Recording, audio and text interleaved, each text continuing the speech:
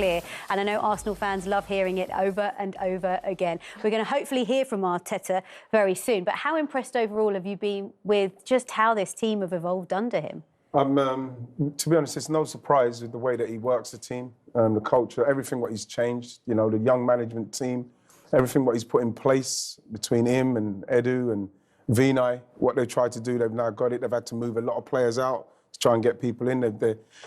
The recruitment's in a different way now, the way they're all focusing on what they want. They're not rushing into buys now. So I'm not surprised that with a young team that he's got and with his energy and enthusiasm for the game, it doesn't surprise me that we're doing as well as we're doing. But I'm really pleased, simply because I know that the work that he expects from the players, he's getting now. And there's no fat on this meat at the minute. Everybody's pulling their weight. And you know, this time last year, Arsenal were 15 points behind Manchester City. Now they are 7 points clear of them at the top of the table. Let's hear from the Gunners boss. Here he is, Mikel Arteta. Congratulations. What value do you place on coming here and getting the 3 points? Big win against a really good side. We had big moments, especially attacking open spaces, the way they play. We were ruthless, we were really clinical. We had some great moments, and then as well there were moments we have to dig in and suffer because they put you in trouble. They are a really good side. Could you have done without the stress of the latter stages of the game? It's part. If you expect to come against this Brighton team here and play them off the park and don't concede anything, it's extremely difficult, especially the way they play. So it was a big test for us to win again, 2 in a row after the period. It's a big win, and now into the next one. What difference do you feel scoring so early had on the game as a whole? I don't know. I think the game had moments. Obviously, we started really fast. After the first one, I think we have 2 or 3 big chances again to put the game in a match comfortable there. But the game was never finished. You could have the feeling that they were going to take everything that they could forward and commit a lot of players forward and really test your last line, and they did. And we had to manage in certain moments some difficult situations. But knowing what you were up against today, and we talked about the Brighton threat before the game, was it very much part of the game plan that you made a fast start? It was, but as well to suffer and to dig in difficult moments. We knew that we're going to have periods where we have to sit a little bit deeper, because that's the way they play. They have a lot of players next to the ball, really short relationships, really want to attract you there, and you have to prevent that happening as much as possible. But as well, I think we were a real threat every time we were around the final third. 2 goals in 2 games. Just how ideal a start has Eddie Nketiah made to the challenge that's in front of him now? Great. I think his contribution again today, the way he worked, the way he understood what he had to do, the way he brought the team together, especially when they were pressing really, really high, was really good, and I'm really pleased with his goal again. Yeah, it feels really positive to talk about Nketiah in such a positive way, given the fact that there was so much around the fact that Jesus was injured. Would he be able to step into that particular role? And he's managed to deliver. Yeah, we're talking somebody who's come through the academy, somebody who they've got a lot of faith in, and they've shown a lot of faith, put a lot of faith in him. And now with the main number 9 out, and he's coming in there to try and to fill the void, and he's doing it. You know, like Mikel said, he's linking the play well. He's scored a couple of goals what I've seen where you don't see Jesus maybe score. The goal he scored the other day against West Ham and the goal he sniffed out today are the kind of goals he'll get. But what he's also added to his game is the link-up play, the running off the ball, the hold, all that is part of what's happening to make this team move and work how it's working. You know what he's done? I feel like he showed a different type of energy. So when he's had his moments this year, they've been off the left-hand side or the right. You know, when Martinelli was injured for that period, he got his chance out on the left. Playing down the 9, right down the centre is where he's wanted to play, and he's had his chances. And you've just seen a different energy level about him in that position, I think. And I think they're going to need his energy and the energy of all of the players when you look at the fixtures that are coming up for the likes of Arsenal, because it gets very tough from here, doesn't it, Wrighty, with Newcastle, who, of course, are 3rd in the Premier League table. Tottenham, obviously, eyeing up a top 4 finish, and Manchester United as well. There are some more trickier fixtures to come.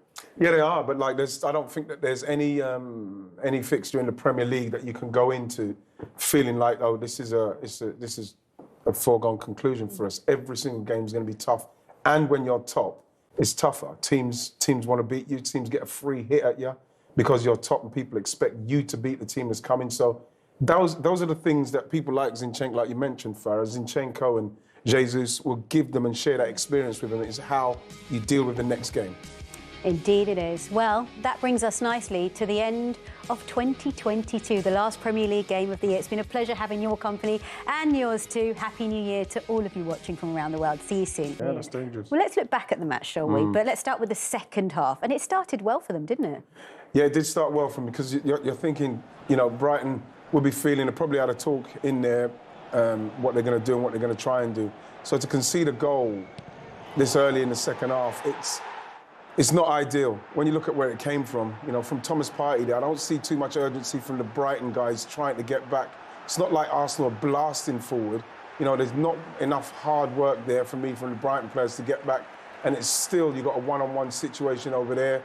Eddie Nketiah's movement's fantastic there. He keeps on the move when the shot's in, and they just beat Lewis Dunk to the punch there. But that, again, is what you need. And I'm sure when Brighton look back at that, they'll realise that they just weren't quite concentrating enough. Started the game and started at half-time, and they got punished on both occasions. Yeah, early on in both halves, right? But then Brighton did manage to find the back of the net by Matoma, who was particularly impressive. Was he not, Farah? Yeah, he was really good down his left-hand side for Brighton. He's a really composed, you know, kept himself on side here. But it was the movement of the second striker there that just opened up the gap between the defenders. And look, you can see the centre-halves come out. I think Saliba's come out there. And then, as we say, Matoma was just free, just here. He's just on side. But it's the way he just cushions it there, puts it into his path and passes it into the back of the net. It's a really good finish. But I think their movement, Whitey, in the second half was better, which opened up the When defenders. you looked as well, Farah, when you looked at where they picked that ball up from, Arsenal were closing them in the first half. They didn't have that much time on the ball to play it through like that. And we saw it again where, you know, they got just that bit of time. And again, they just haven't got quite enough people in the box, you know, just to finish off, because there's a couple of times Arsenal kind of lacked a little bit of concentration, but this is the goal. You know, you've got to be tighter on Ødegaard than that. You know, especially when you've got somebody with the pace of Martinelli. You know, he doesn't look to pass that or anything. But when you look at where Ødegaard is, you see the midfielders there, he's got to get tighter to him, because that can happen. And you can't stop it. You can't stop it. So you've got to be tighter on someone like him, because he will find a pass like that. People say, well, there's so much space to pass it into.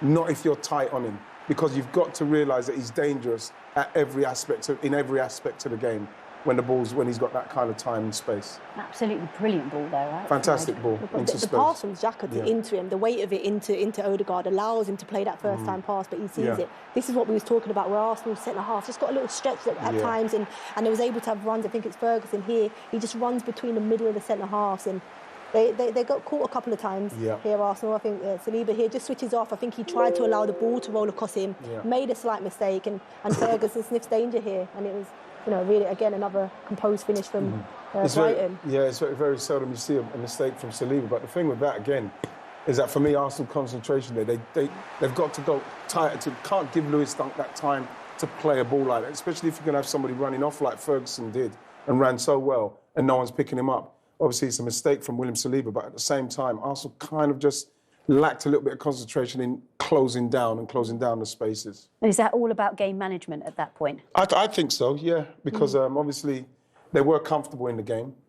So you're feeling like, oh, this is going really well. And that's all it takes sometimes, a little lapse in concentration, and then bam, they score. And you can see how they came towards the end there.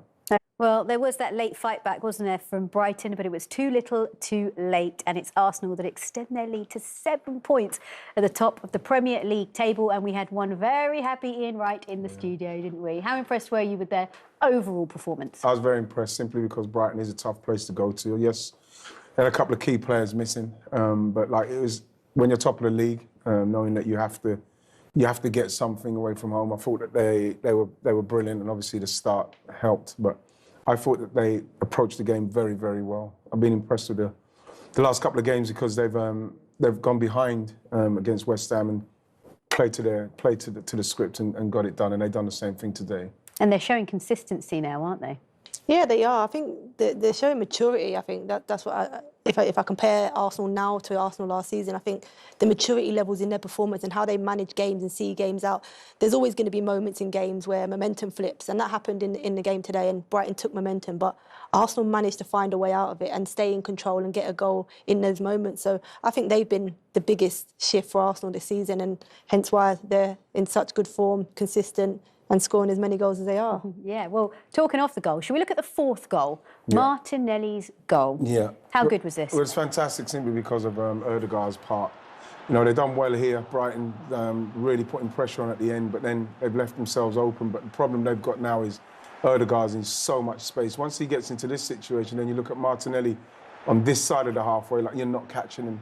So he's literally got to play a ball into the space, and he's had about 3 or 4 touches there, which were exemplary touches. When you look at the touches, you look too much space there.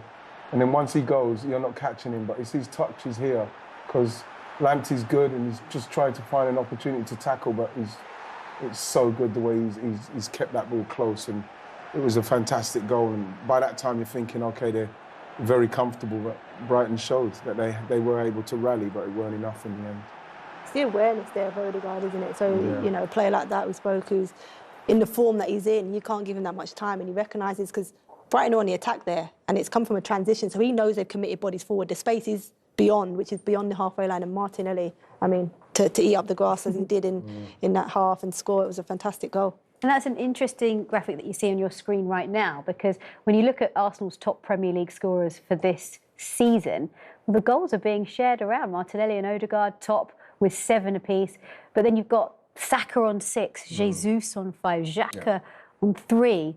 That's a good sign, is it not? It's a very good sign because the goals are shared out. And that's why, you know, as much as we do miss Gabriel Jesus and his energy, what he brings to the team up front with his all-round play, the fact that the goals are spread around, we're not missing the goal aspect of it. And plus with Eddie coming in now and nicking a couple of goals himself, it just shows that, you know, there's so many different places to get hurt by Arsenal, so many different players scoring goals, that, you know, we can still win games even when you've got your main striker missing. That said, with the transfer window opening tomorrow, do they need to go into the market and sign a striker? Probably. Probably they will do, simply because it's something that I think Arsenal need long-term anyway, to go alongside Jesus and Eddie. You know, Eddie's got a long-term deal there. You know, another striker coming in will only help, because Arsenal have got ambitions of Champions League and further. Hopefully they can end up winning the league, I hope, but Champions League and further. So you need quality players and you need a quality squad, and that's what they're trying to build. Okay. Yeah, we play really, really good. So the way we play is the last period, the last 3 years, the last 3 games is it made me feel optimistic, knowing that we draw 2 points in this league always is difficult, because we draw 5 in the last games at home, and this is always is tough. But always when I trying is, you know, make our game good and play good. That is going to help us to win, and they have done these years, and we continue to do it. Well, we'll come to Frank Lampard and Everton in just a moment, but you could see the disappointment on Pep Guardiola's face, because he knows that every point matters at this stage of the season, especially when they're chasing Arsenal at the top. How big a deal was it for them to drop points today in terms of the title race? It's massive, Seema, because like you mentioned, they know what it's like. They've had Liverpool chase them. They know that you can't afford to, especially at home, you can't afford to even draw at home if you're City, especially if you're trying to chase the league, the leaders. So you know that at home you've got to be winning that game. And I think that when you look at the end of it, you see how disappointed the players were, because they know that the points are vital, especially at home. You have to pick up 3 points no matter who you're playing against. And nobody saw that coming, especially given Everton's record this season. Yeah, it was a game that I think everybody expected City to take 3 points from. But I don't think they did enough. You know, we heard Frank Lampard talking there about, you know, having to do a job and knowing that Manchester City were going to dominate possession. But I think with the possession that Manchester City have, in terms of creating clear-cut chances, they didn't create much. They probably had 1 or 2 in the 90 minutes that they probably should have scored. The last minute with Rodri should have scored a header. But apart from that, they didn't do enough to deserve the 3 points. OK, well, we have to talk about Everton, and we have to talk about Demarai Gray's goal, because wasn't this a great finish, Wright? It was, yeah. And this is what he's capable of. We know that he's got great pace, he's got great skill. You know, it's something that we'd like to see him put it together more consistently. But this is a great from Mikalenko. That run there gives him the space. Nowhere near enough closing down from the Man City players there. It's almost as if, like, even that there, very lax, very sloppy in the way that they gave the ball away there. I think it might have been Rodri. But watch the run scenes. There it is, look. And now someone's got to get to him. He's actually slipped, still got up, and he's able to curl it in to the top corner. It's a great goal. But I'm very surprised at Man City there. because he's slipped there and he's still able to get the shot off. Exactly that. He's used the overlap from Mikalenko really well. He's used that and then he's cut inside. But if you're able to slip, it's very rare you see inside the Manchester City box a player be able to slip and then recover it and get a shot away like Demarai Gray did there. And it's a superb finish. That was actually Everton's first shot of the match as well. An only shot, was it? Yeah, I mean, what will that do for the Everton players to be able to take a point off of Manchester City? Because coming into this, they'd lost their previous 3. Well, what it does, it gives you the kind of confidence and knowing that you've got the capability of keeping a team like that out.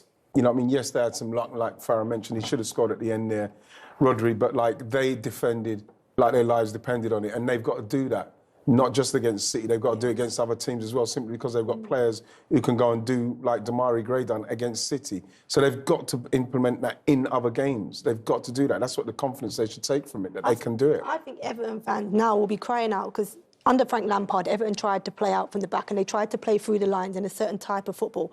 They actually looked more effective sitting in, defending, everybody being compact and playing on the counter. They've got quick players in transition, which they showed that in Demarai Gray. They've got Calvin Lewin. They have quick players that I think they should use more than what they do.